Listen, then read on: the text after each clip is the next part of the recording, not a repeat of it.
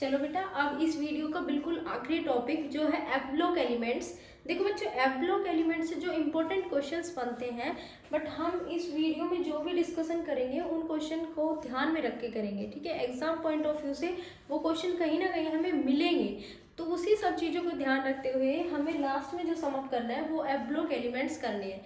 देखो बच्चों, F block elements जो होते हैं वो हम ये कह सकते हैं, जो लेंथेनम के बाद शुरू होते हैं उनको लेंथेनॉइड सीरीज बोलते हैं, और एक्टिनम के बाद शुरू होते हैं उनको एक्टिनॉइड सीरीज बोलते हैं, ठीक है। लेंथेनॉइड्स मतलब 4F सीरीज और एक्टिनॉइड मतलब 5F सीरीज, ठीक है बेटा। देखो इनका जो जनरल कॉन्फ़िगरेशन होता है, जैसे मैंने एक्टिनॉइड्स के लिए लिखा है 5F 1 to 14 6D 0 to 2 7S2, ये है एक्टिनॉइड्स का जनरल फॉर्मूला।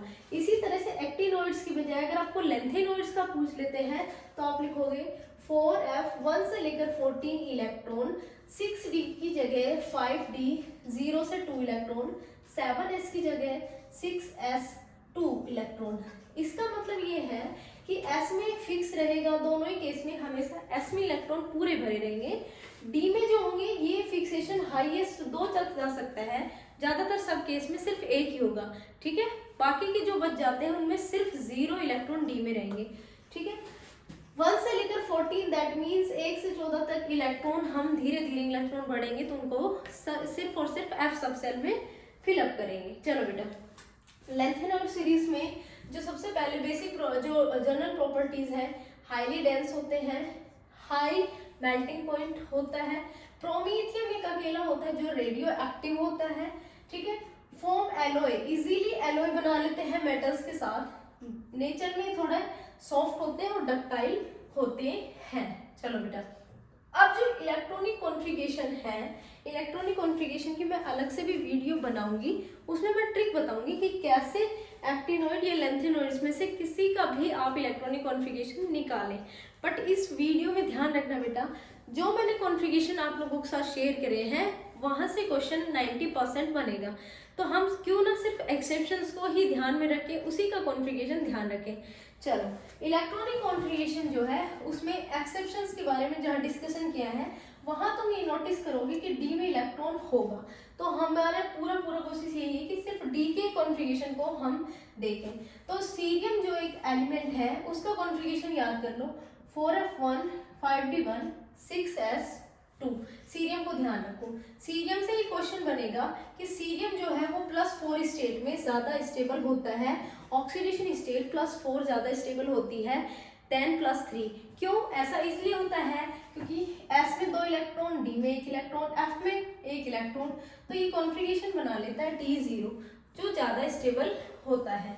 गैडोलियम जो होता है इसका कॉन्फ़िगरेशन 4F7 5D1 6S2 क्या है 6S2। इसका जो कॉन्फ़िगरेशन है उसमें जब तुम लेंथेनम्स की जब ऑक्सीडेशन स्टेट निकालोगे तो 2 और 1 3 टोटल 3 तक, यानी कि मैक्सिमम इसकी जो स्टेबल स्टेट होगी ऑक्सीडेशन स्टेट वो +3 हो सकती है।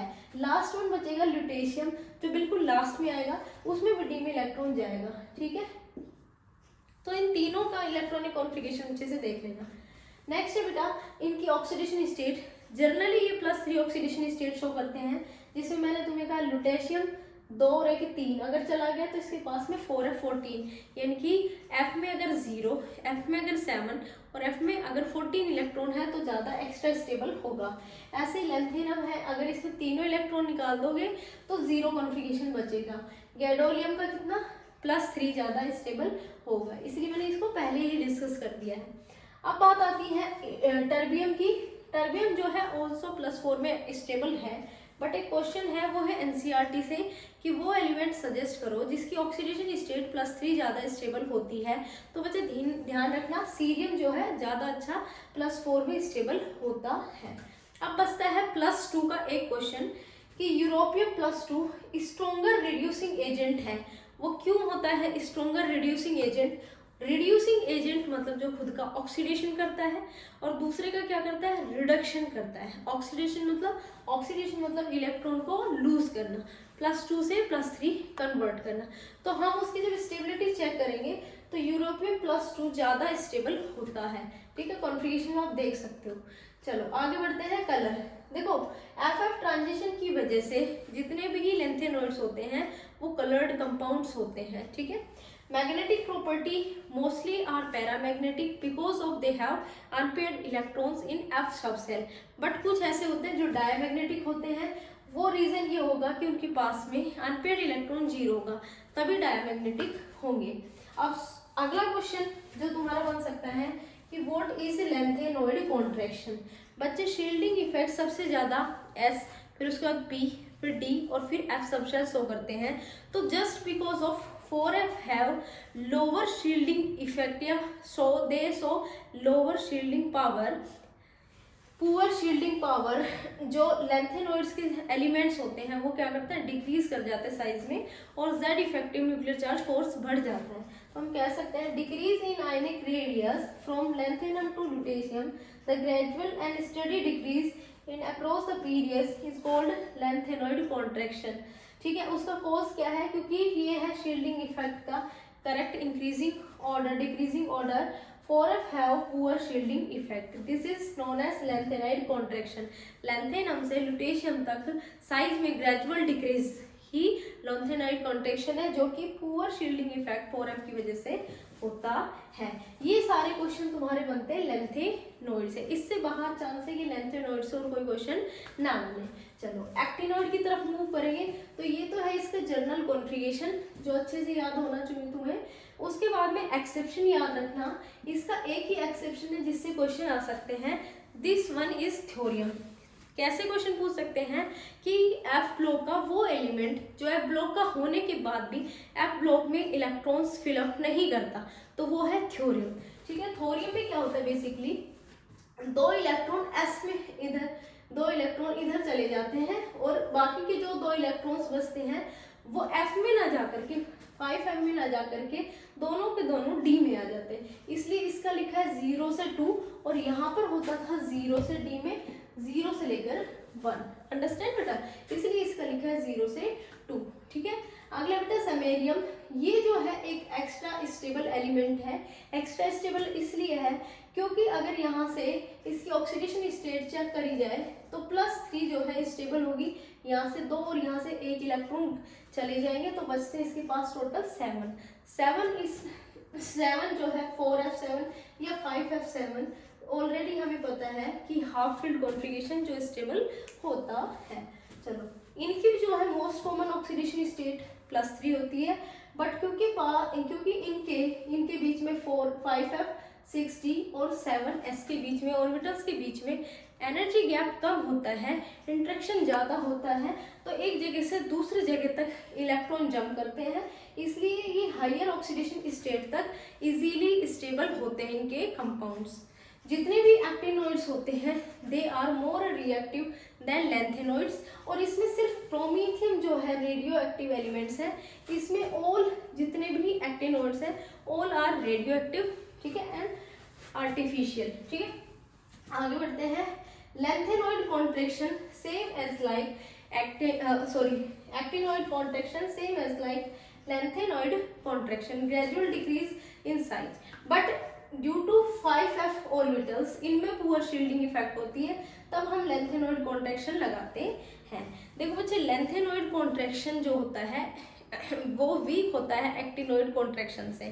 तो होने में वही ये है कि अगर लेंथेनॉइड कॉन्ट्रैक्शन की वजह से साइज कम होता है तो एक्टिनॉइड कॉन्ट्रैक्शन की वजह से भी साइज बहुत ज़्यादा कम होना चाहिए।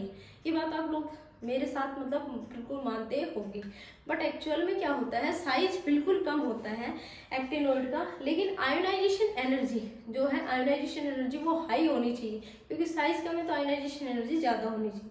ऐसा एक्टिनॉइड्स में नहीं होता, आयोनाइजेशन एनर्जी एक्टिनॉइड्स की कम ही होती है एज कंपेरेटिवली लेंथेनॉइड्स, ठीक है। लास्ट क्वेश्चन जो तुम्हारा बन सकता है वो बन सकता है consequences of lanthanoid contractions. Consequences क्या क्या है लेंथेनॉइड कॉन्ट्रैक्शंस के, तो पहला है बच्चे separation of 4 of elements becomes difficult because there is small difference in their properties में बहुत कम डिफरेंसेस की वजह से हम इनको सेपरेट नहीं कर पाते। दूसरा क्या है, 4f and 5d transition series have same atomic radii, मतलब लगभग सेम रेडियस होता है। तो इसीलिए हम अच्छे एलॉयज का यानी गन मेटल्स का जो हम फॉर्मेशन करते हैं, एलॉयज का जो फॉर्मेशन कर पाते हैं वो इसी वजह से कर पाते हैं क्योंकि हैव ऑलमोस्ट सेम रेडियस। चलो मोस्ट इम्पोर्टेंट यहाँ से क्वेश्चन बहुत इंपॉर्टेंट बन सकता है कि लिथियम हाइड्रोक्साइड और ल्यूटेनियम हाइड्रोक्साइड में से अगर कंपेयर करी जाए तो ज़्यादा बेसिक कौन सा होगा। तो ध्यान रखना जब भी आप नीचे की तरफ मूव करोगे तो उसकी बेसिसिटी घट जाएगी। तो यहाँ से कंफर्म हो गया लिथियम हाईली बेसिक होता है और ल्यूटेनियम हाइड्रोक्साइड वीकली यानी कि लीस्ट बेसिक होता है। तो मैंने लिखा lithium hydroxide greater than lutetium hydroxide. ठीक है बेटा, जितने भी ये क्वेश्चन आज हमने डिस्कस करे हैं ये सारे डी एंड एफ ब्लॉक के वो क्वेश्चंस हैं, या तो वो कभी आए हैं या फिर वो कभी आ सकते हैं। और इस वाले एग्जाम के पॉइंट ऑफ व्यू से जितने भी क्वेश्चंस बन सकते हैं डी एंड एफ ब्लॉक में, क्योंकि पूरी ही थ्योरी है, पूरा ही थ्योरेटिकल पार्ट है, तो मैंने वो सारे क्वेश्चन तुम्हारे सामने डिस्कस किए हैं, टॉपिक वाइज डिस्कस करें जो आ सकते हैं। तो बेटा अब जो तुम्हारा काम है वो ये है कि इस वन शॉट को देखने के बाद में जितने भी तुम्हारे नोट्स हैं उनको कम से कम आधा या 1 घंटा बैठ करके रिवाइज कर लो। डी एंड एफ ब्लॉक से कोई भी क्वेश्चन गलत नहीं होगा। अगर आप लोगों को पसंद आ रहा है तो बच्चों मुझे कमेंट करके प्लीज़ बताओ कि आपको कैसा लग रहा है मेरा कंटेंट। लास्ट में यही बोलना चाहती हूँ कि ऑर्गेनिक की कंप्लीट वीडियो मैं अपलोड कर चुकी हूँ, इनऑर्गेनिक मैं कंप्लीट अपलोड कर चुकी हूँ, आप मेरे चैनल पर विजिट करके देख सकते हो। और बेटा आने वाले एग्ज़ाम के लिए बेस्ट विशेस मेरी तरफ से। आज के लिए बस इतना ही। Thank you so much.